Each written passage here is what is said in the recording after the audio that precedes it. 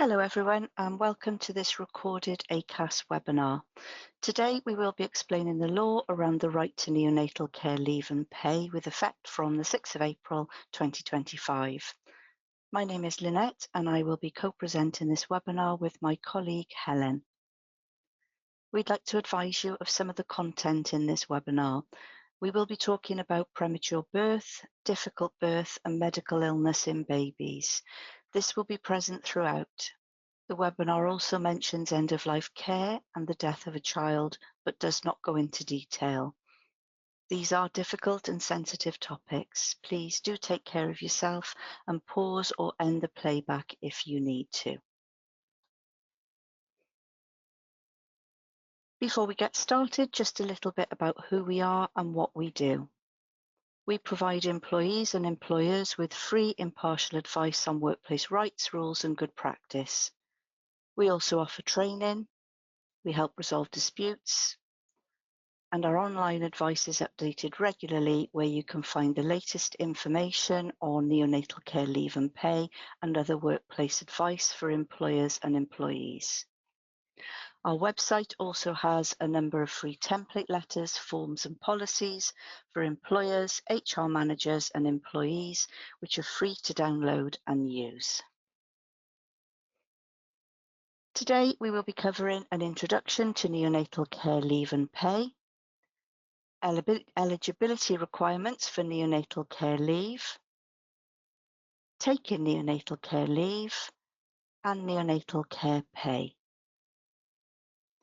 I'm going to hand you back to Helen for the next section. Over to you, Helen. Thanks, Lynette. Let's start with the legislation. The Neonatal Care Leave and Pay Act 2023 received royal assent in May 2023. This is the primary legislation. As is often the case, secondary legislation is needed so that the details of how the law works can be laid out in regulations. In this case, the Department of Business and Trade laid the regulations to implement the Neonatal Care Act in January 2025. The two sets of regulations are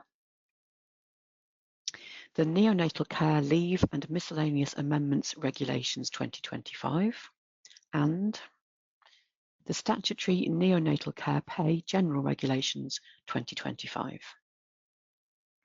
These regulations apply to babies born on or after the 6th of April 2025 and apply to Great Britain.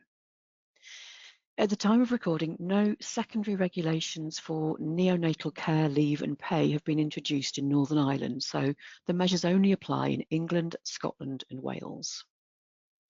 As with other family rights, there are separate regulations for leave and for pay. In this webinar, we will first explore the right to take time off and then move on to look at the right to statutory pay for that time.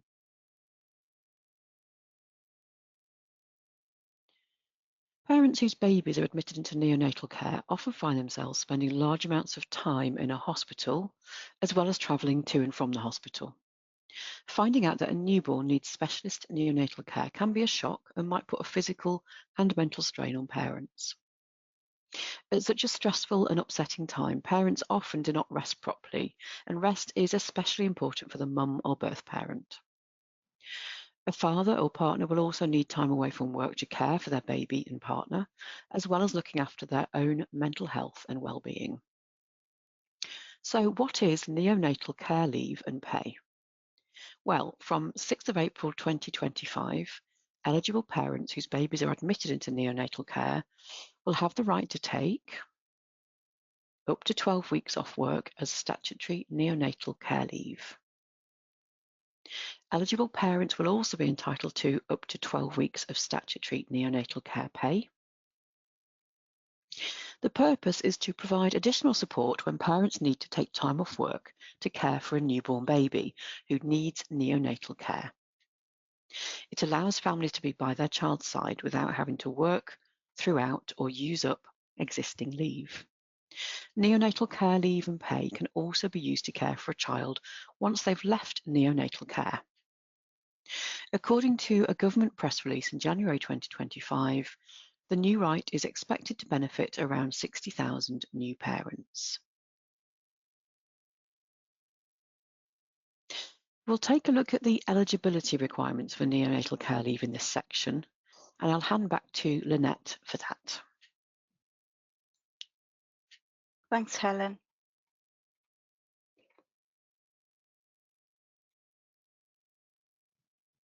First, let's explore what is meant by the term neonatal care. A baby who is born prematurely or is ill or injured at birth will most likely be cared for on a neonatal care unit or ward in a hospital.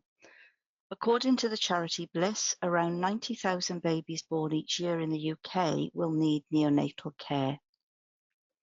A baby must receive neonatal care in order for the parents to qualify for neonatal care leave. In clinical settings such as the NHS, the term neonatal is widely used, and sometimes the term special care babies is used. The word neonatal means newborn or the first 28 days of life. According to the NHS, a baby could be admitted to neonatal care for a number of reasons, such as when they are born early, are very small, have an infection, have jaundice, or are undergoing complex surgery. In the workplace and for the purposes of neonatal care leave and pay, the legislation sets out what is meant by the term neonatal care. The definition in the regulations is fairly wide, and neonatal care is described as any medical care received in a hospital, palliative or end-of-life care, or any other place that meets specific criteria. For example, a baby who returns home from neonatal care but is still receiving care direction from a consultant will likely still be covered. The key point to note here is that the term neonatal care is specifically outlined in the regulations, and it has a wide scope, and that can include care received outside of a hospital setting. Employers should take care not to probe or focus on medical evidence, as the employee's declaration will be sufficient. We'll move on to look at who's eligible for neonatal care leave next. The legislation defines who is classed as a parent and covers a broad range of parents, including birth and adoptive parents. That includes mums, dads, partners, and same-sex partners. Adoptive parents includes primary, secondary, and single adopters. Also included are parents who are fostering to adopt, overseas adopters, and the intended parents in surrogacy arrangements. This means those who intend to apply within 6 months of the birth for a parental order and who reasonably expect to be granted that order.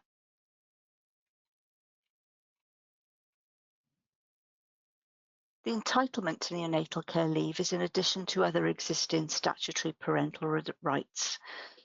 This includes maternity leave and pay, adoption leave and pay, paternity leave and pay, shared parental leave and pay, and parental bereavement leave and pay.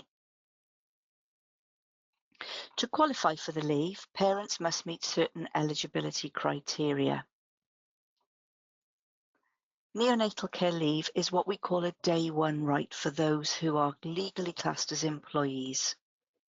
In other words, if their employment status is that of employee, they are covered from their first day of employment and don't need any length of service beforehand. Those with an employment status of worker are not eligible to take neonatal care leave. However, it would still be good practice for employers to be flexible and supportive of a worker who needs additional time off but does not qualify for neonatal care leave.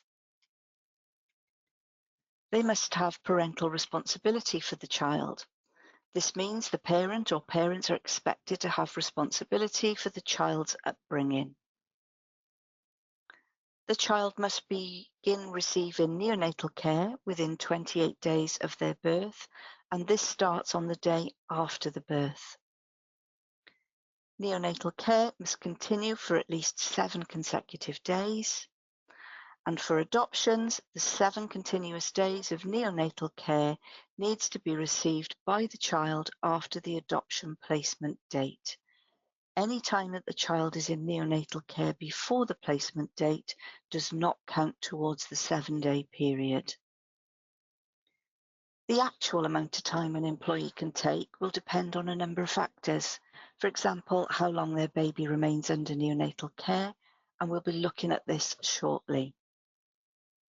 Before we do that though, let's take a couple of examples to explore the 7 days of neonatal care. Meet baby Ezra. Baby Ezra is born on the 6th of April and goes home within a few days. At home, baby Ezra becomes unwell and is admitted into neonatal care on the 20th of April. Baby Ezra remains under neonatal care until the 30th of April. Let's take a look at how the 7 days of neonatal care applies to baby Ezra. In this case, the 7 days of neonatal care have been met. This is because the birth is on or after the 6th of April 2025. Next, we need to check that neonatal care started within 28 days from the day after the birth. Although baby Ezra was initially sent home, he was admitted into neonatal care on the 20th of April, which is within 28 days of the 7th of April, the day after his birth. Now let's check for the 7 consecutive days of neonatal care. Remember that the start of this period is the day after admission into neonatal care. So in this case, we should count from the 21st of April.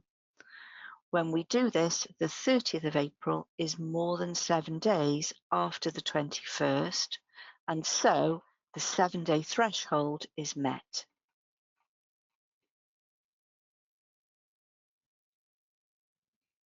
Now let's take a look at a different example. Meet baby Albie this time. Baby Albie is born on the 4th of June. Baby Albie is admitted into neonatal care immediately after birth and remains in neonatal care until the 10th of June, at which point he is allowed home without any further specialist supervision. If we have a look at how the 7 days of neonatal care apply to baby Albie, in this case, the 7 days have not been met. Let's take a look at why that is. The birth is on or after the 6th of April. Next, we need to check that neonatal care started within 28 days from the day after the birth, and in baby Albie's case, we count from the 5th of June, which is within the 28 days. We also count the 7 consecutive days from the day after the birth, so here we count from the 5th of June. As baby Albie was allowed to go home on the 10th of June without any further specialist supervision, it means that the 7-day threshold has not been met in this case. It would, however, be good practice to be flexible and supportive of an employee who needs additional time off but does not qualify for neonatal care leave. It's important to note that there could be circumstances where baby Albie might still meet the 7-day threshold, even when sent home after a few days. For example, he could be sent home on oxygen and remain under consultant-led care. He could also be subject to ongoing monitoring and visits from healthcare professionals arranged by the hospital where neonatal care was received. In that case, the 7-day threshold would have been met. So it's important to consider how the 7 days of neonatal care works in practice and when applied to different circumstances. Sometimes it might be clear from birth that an extended period of neonatal care will be needed. At other times, it might not be. The likelihood is that parents will not be thinking about workplace entitlements at such a difficult time. In all cases, the 7 days of consecutive neonatal care must be met before an employee can qualify for neonatal care leave. In practice, this means that even when there is certainty that a baby will need extended neonatal care, the reality is that until the 7-day threshold is met, there is no actual legal entitlement to take the leave. It remains, however, really good practice for employees to be supportive and flexible at this time, and doing so will also have positive benefits for the ongoing workplace relationship.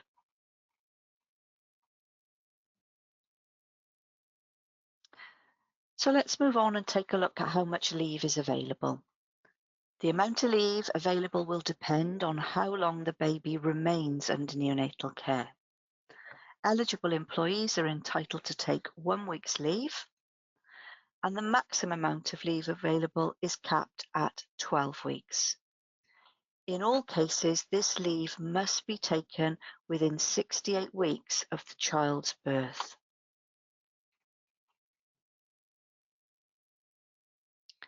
Here are a few examples to show how much leave is available to eligible employees.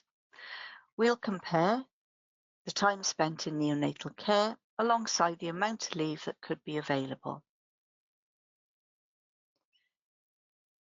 So if the child receives neonatal care for 3 complete weeks, counted from the day after admission into neonatal care, an employee will be eligible to take up to 3 weeks of neonatal care leave. If, however, the child receives neonatal care for 16 weeks, the total amount of neonatal care leave available would be capped at 12 weeks. And only full weeks are counted. So, for a baby who is admitted for 5.5 weeks of neonatal care, there would be up to 5 weeks leave available. The same amount of leave applies even when there is more than one baby born as part of the same birth, for example, in the case of twins. If both parents are eligible, they would each qualify for the same amount of leave available. So in the last example on this slide, each parent would qualify for up to 5 weeks leave. And I'm going to hand back to Helen now for the next section. Thanks, Lynette. Now we've looked at the detail of who's covered and the eligibility requirements to qualify for neonatal care leave. We're going to move on and explore how taking the time off works. Neonatal care leave must be taken within 68 weeks of the child's birth. The reason for using a 68-week period is to allow parents enough time to take their full entitlement to other types of statutory family leave, which could be taken before or after neonatal care leave.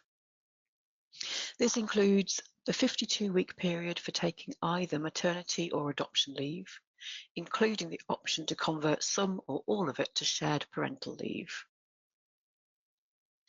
The 2-week period for partners and secondary adopters to take paternity leave. There is also a 2-week period included for parents to take parental bereavement leave if their child has died. And of course, the 12-week period to allow for the maximum entitlement to neonatal care leave. That takes us nicely into the interaction with other types of family leave and some important points to note here. Employees can only be on one type of statutory family leave at any given time. So, for example, a birth mother cannot be on maternity leave and neonatal care leave at the same time. In practice, this means that for birth mothers taking maternity leave and primary adopters taking adoption leave, they will already have started their maternity or adoption leave during the time that their baby receives neonatal care. In these instances, it's not possible to pause other types of statutory leave in order to take neonatal care leave. The employee can still qualify for neonatal care leave, they just wouldn't be taking it whilst the baby is actually receiving the care. But they would be able to take it after their existing family leave ends, in other words, by tagging it on. With paternity leave, there are some options which could mean that neonatal care leave is taken before, after, or even either side of a period of paternity leave. One example is where notice has already been given for paternity leave to start on a date which is later than the birth or adoption placement date. This may mean that the partner does not have any family leave planned at the time when the baby is receiving neonatal care or shortly afterwards. Where the baby remains in neonatal care, the eligibility for leave will accrue. It may then be possible to begin neonatal care leave before the planned paternity leave. Take the paternity leave as planned and then continue with the neonatal care leave immediately afterwards. This would be an example of something called non-consecutive Tier 1 leave. We're going to cover what Tier 1 and Tier 2 leave mean shortly. The key point here, however, is that there is some flexibility when short periods of planned paternity leave interrupt neonatal care leave. It can be a tricky area, and it's recommended that additional advice is sought for specific circumstances to ensure parents can access their full entitlements to family leave. And with shared parental leave, because of the flexibility already afforded to parents who are taking it, then it could be possible for a parent to take a period of neonatal care leave in between separate periods of shared parental leave. This, of course, is providing there is time to do so and the correct notices are given. We are going to look at notices for taking neonatal care leave in a moment, but first, a case study to put things into context. I'll pause now for Lynette to take you through a case study.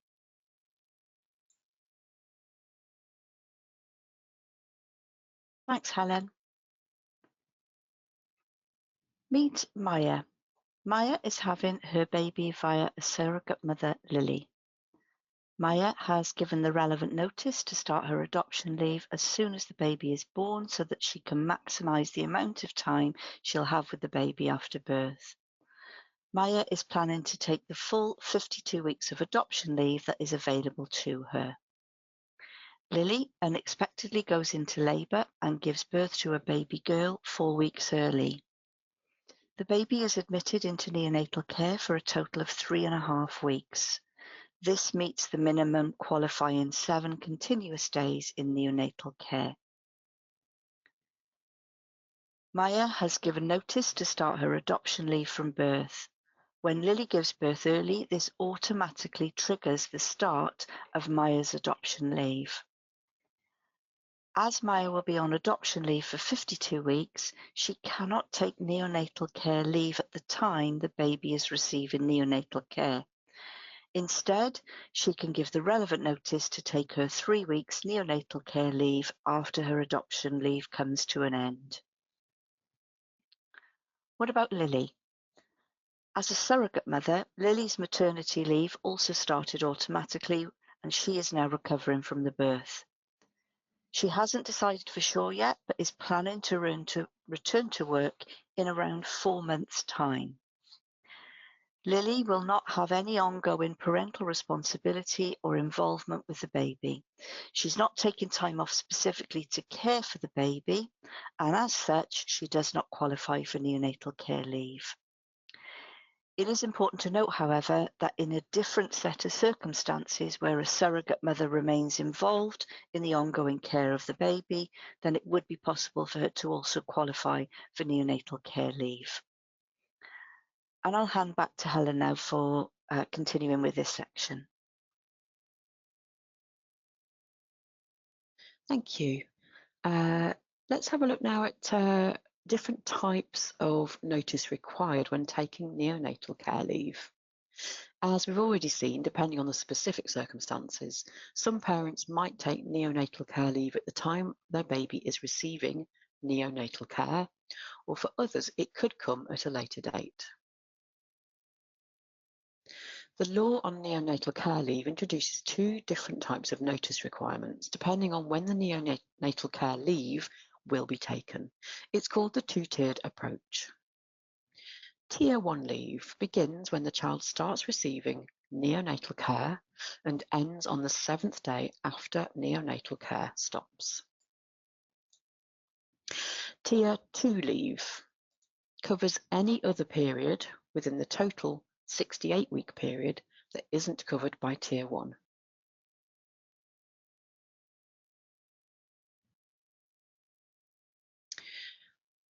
Notice of intention to take neonatal care leave. When an employee intends to take this leave, they must give the following information to their employer: the name of the employee, the child's date of the birth, and if relevant, the date of the adoption placement, or for overseas adoptions, the date of the child's entry into Great Britain. They also need to provide the date the child started to receive neonatal care, or each date if neonatal care is received on more than one occasion, and if the child is no longer receiving neonatal care, the date that the care ended. This information should be given as soon as it's reasonably practical to do so. The employee also needs to provide the date they've chosen for the neonatal care leave to begin and for how many weeks the notice is for. Finally, confirmation that time off is being taken in order to care for the child. And where notice is being given for the first time, a declaration that the employee has parental responsibility for the child.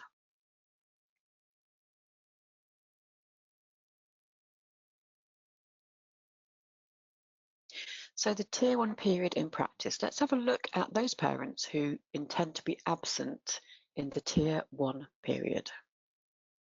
So Tier 1 is intended to cover the period when the child is still receiving neonatal care and includes 1 week after the care has ended. It is most likely to be used by partners who haven't arranged to take time off immediately following the birth, or who take a short period of leave such as paternity leave. As we covered earlier, a parent does not qualify for neonatal care leave until the baby has had neonatal care for at least 7 continuous days. As a result, the Tier 1 period continues for 1 week after the care has ended. It's common for parents of babies receiving neonatal care to not have planned for the situation. In addition, making workplace arrangements for neonatal care leave might not be high on their list of priorities at such a time. The law allows for a more informal type of notice to be given. Once the child has had 7 days of neonatal care, employees can simply inform their employer of their absence before they are due to start work, on the first day of that absence, or as soon as possible afterwards if this is not possible. This notice does not need to be in writing. However, employees will still need to inform their employer for each week of absence. And with good practice in mind, employers could take this opportunity to check on an employee's well-being. Tier 1 leave can also be taken in non-consecutive weeks. This means that a parent could give notice to take 1 week of neonatal care leave, return to work or take other leave such as paternity leave, and then take a further week's neonatal care leave. This can all be outlined in the same notice and gives some flexibility for parents at this difficult time. It would be good practice to confirm in writing to an employee that their notice has been received and reconfirm the details to avoid any misunderstandings.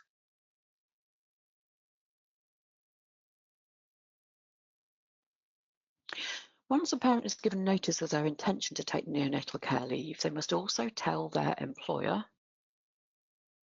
when the child stops receiving neonatal care and, if the child starts to receive neonatal care again, the date it restarted and the date it ends.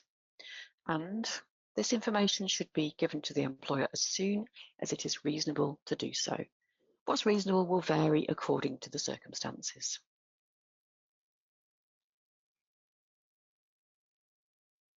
So let's take a look at the Tier 2 period next. The Tier 2 period covers any other period of time within the total 68-week period from the child's birth that isn't within Tier 1. In practice, this is more likely to be used when being taken after a period of other family leave, for example, being tagged onto maternity or adoption leave. An important difference here is that for Tier 2 leave, an employee must give written notice, and the amount of notice required will differ depending on how much leave is being taken. For a single week's leave, the notice needed is at least 15 days before the start date. This week would be after the child has already had 7 consecutive days of neonatal care. The child will also have stopped receiving neonatal care. For 2 or more weeks leave, then the notice needed is at least 28 days before the leave starts, although employers can choose to accept less. Another key difference of Tier 2 leave is that it cannot be split and must be taken consecutively. In other words, all in one go. And finally, on notice, let's end with 2 important notes about notice requirements for neonatal care leave. A key point is that the law allows an employer and employee to agree between them to waive the requirement to give notice.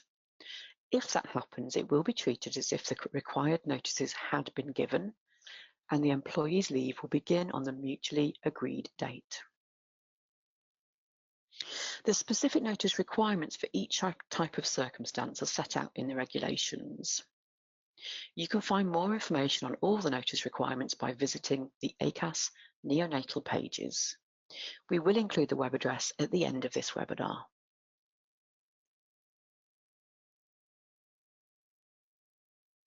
The law also provides for neonatal care leave to be taken when some special circumstances arise.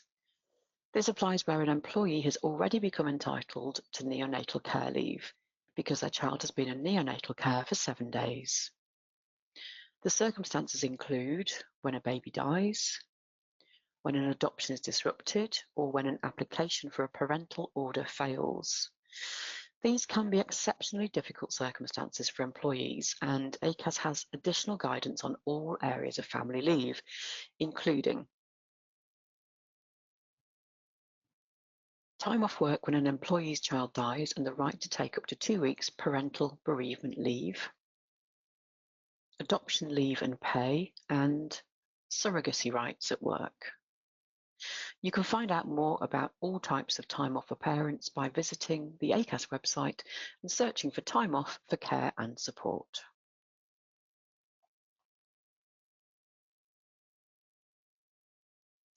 We've just a few more things to cover in relation to some additional rights and protections that apply. An employee's contract of employment and their terms and conditions will be protected whilst they're on leave, in the same way as they are when on other types of family leave. Also, similar to other family leave, an employee will be protected against detriment and dismissal if the main reason for the treatment is because they have sought to take neonatal care leave. If an employee has taken either an isolated period of neonatal care leave or up to 26 weeks when combined with other periods of statutory family leave, they have the right to return to the same job. If they've taken more than 26 weeks leave when combined with other periods of statutory leave, they have the right to return to the same job on the same terms, unless it's not reasonably practicable to do so. In that case, if you have genuine reason to offer an alternative role, it must be suitable, appropriate, and on the same terms. Employees taking neonatal care leave have special protection and rights to be offered suitable alternative vacancies in redundancy situations. This is similar to existing protections for those who are pregnant or are either taking or have returned from maternity, adoption, or shared parental leave. The protection continues for a set period of 18 months from either the birth, adoption date, or date of entry into Great Britain. You can find more information about this on the Acas website by searching for redundancy protection for pregnancy and new parents. It's good practice to plan in conversations about how you'll keep in touch ahead of an employee taking planned family leave, such as maternity, adoption, and shared parental leave. However, having a baby in neonatal care can change how an employee wants to be contacted, and providing key information in relation to the notice requirements might be challenging for them. Employers should try to be flexible and understanding with their employee during this time. You could also consider offering support for their well-being and signpost your employee assistance program if you have one, and if it's appropriate to do so. Employers should be mindful of appropriate timings in relation to keeping in touch conversations. For example, not planning anything during times of emergency care, but being approachable when needed. It's also important for employers to keep the facts of any given situation confidential, unless the employer has made it clear that information can be shared. Agreeing what can be shared can help when planning for a return to work and help to avoid difficult circumstances. For example, where an employee does not want to receive good wishes from colleagues. I'll pause again now for Lynette to take you through our final case study.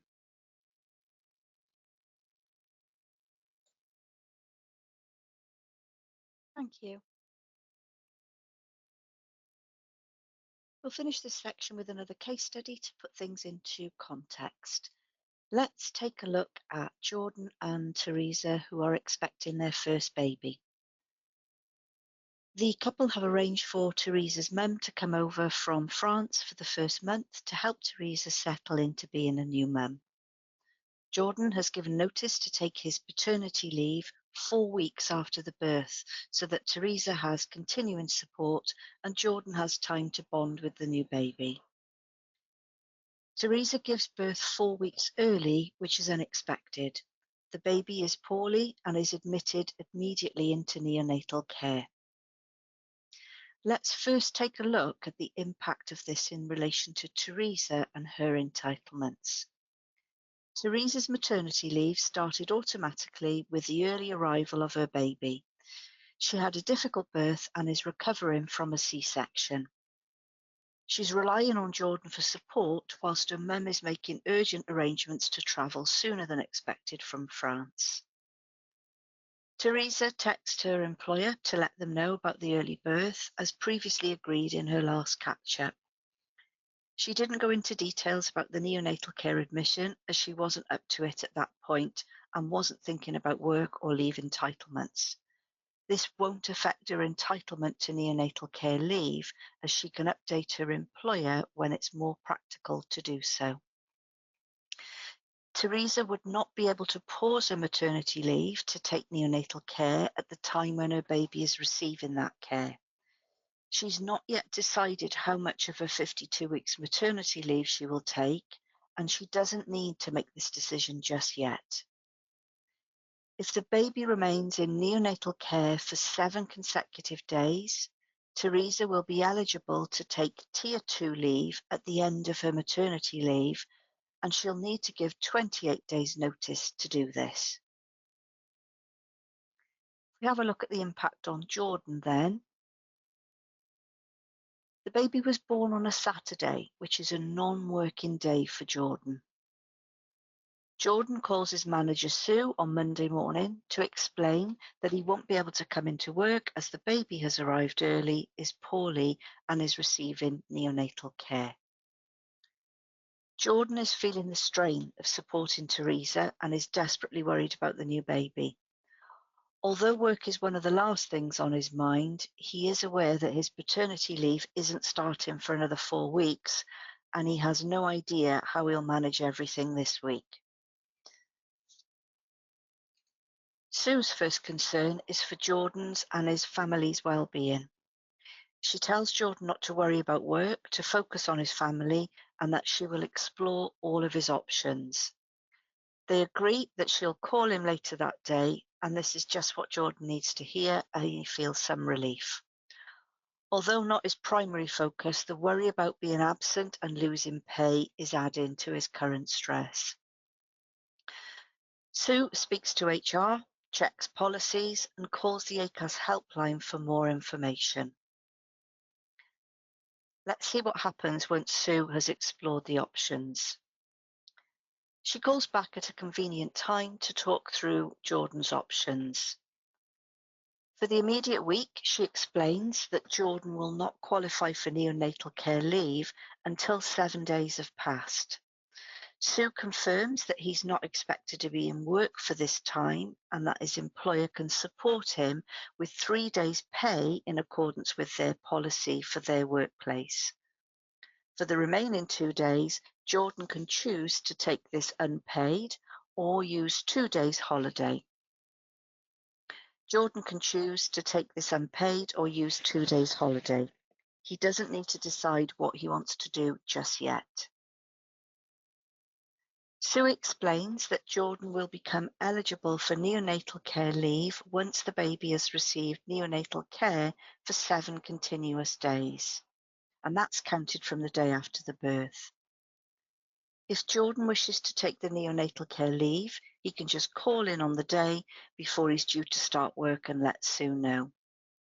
She also explains that he may be entitled to up to 12 weeks neonatal care leave, depending on how long the baby remains in neonatal care. Sue confirms that Jordan can notify her week by week if he wants to take another week's leave.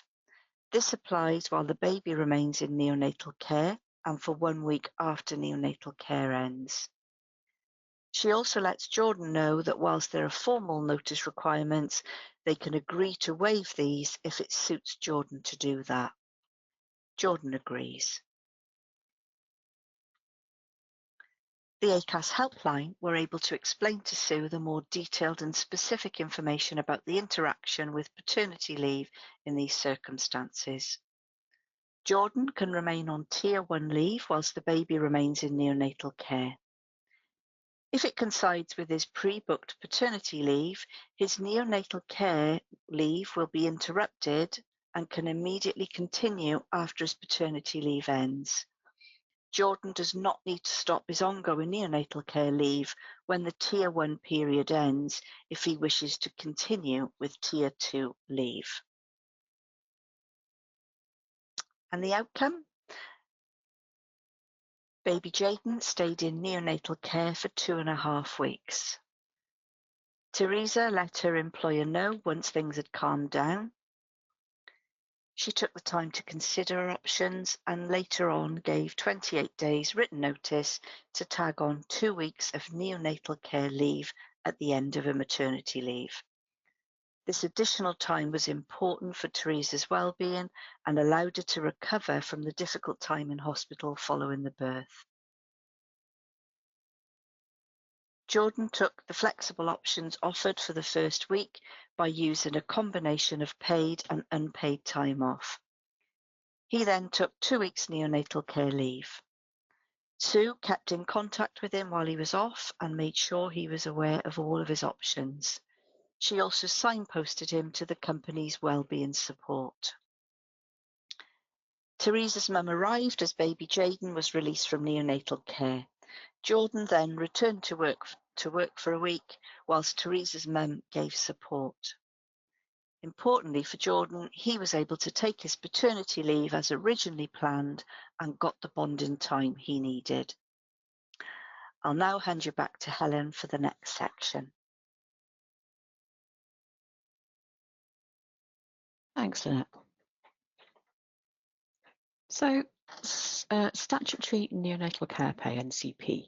We're moving on to this final section, and as we mentioned at the start of this webinar, where there are separate regulations for leave and for pay, it's often easier to explore them separately, even where there is significant overlap.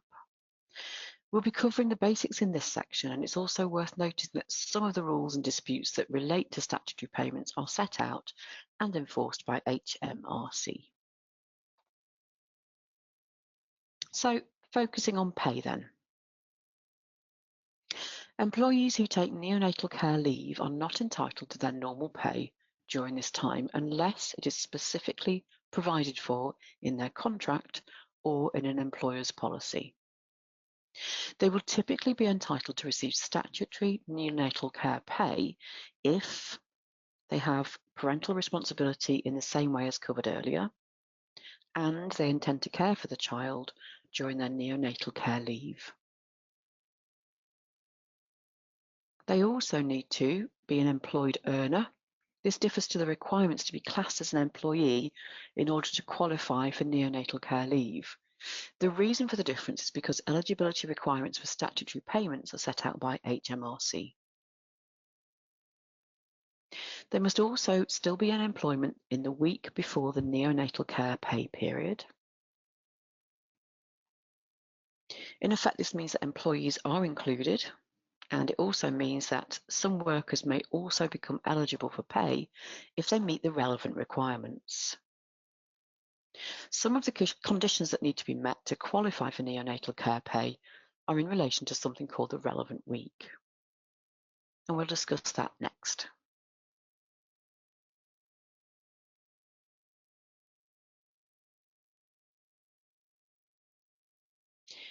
To calculate entitlement to neonatal care pay, you'll need to identify a relevant week. The relevant week varies depending on which other type of family leave the employee is entitled to.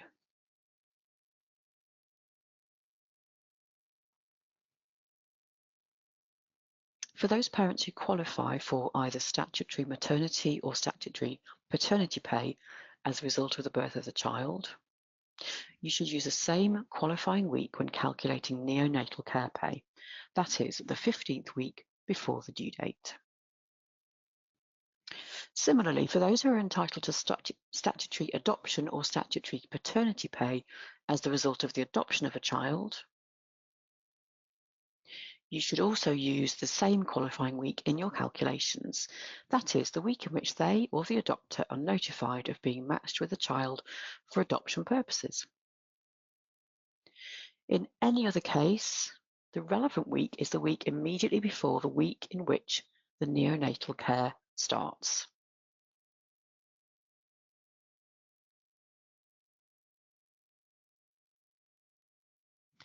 Once you have identified the relevant week, you can then check whether the individual also meets the following conditions. That they have worked continuously for 26 weeks, ending with the relevant week. That they have been in employment at the end of the relevant week, and that they have earned at least the lower earnings limit in the 8 weeks ending with the relevant week.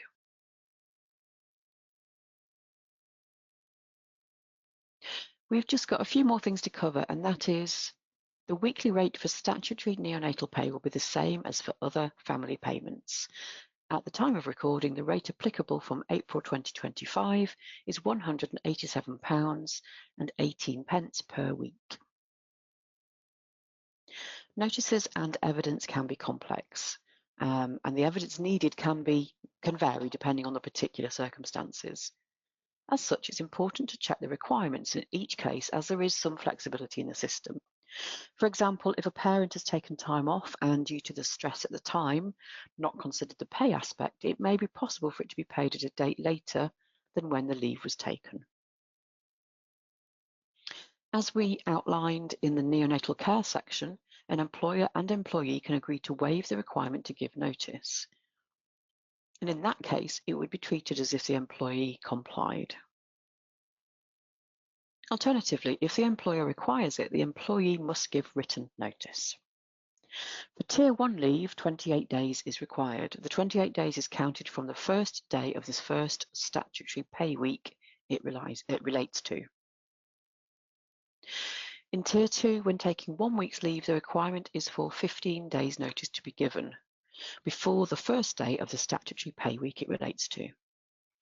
And for Tier 2 leave, where 2 or more consecutive weeks leave are taken, then 28 days notice must be given. Again, this is before the first day of the statutory pay week it relates to. As statutory payments are overseen by HMRC, it is important to check that the latest employer guidance as set out on gov.uk. There you can find detailed information, guidance and forms relevant to statutory neonatal care pay. Now that we've covered the main content, I'll hand you back to Lynette and give you some further information.